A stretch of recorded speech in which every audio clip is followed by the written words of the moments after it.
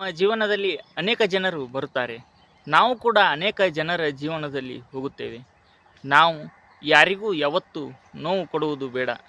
ಎಲ್ಲರ ಜೀವನದಲ್ಲಿಯೂ ನಾವು ಒಂದು ಮಧುರವಾದ ನೆನಪಾಗಿ ಉಳಿಯೋಣ ಹೊರತು ಯಾರದೇ ಜೀವನದಲ್ಲಿ ನಾವು ಕಹಿಯಾದ ಅನುಭವವಾಗಿ ಉಳಿಯುವುದು ಬೇಡ.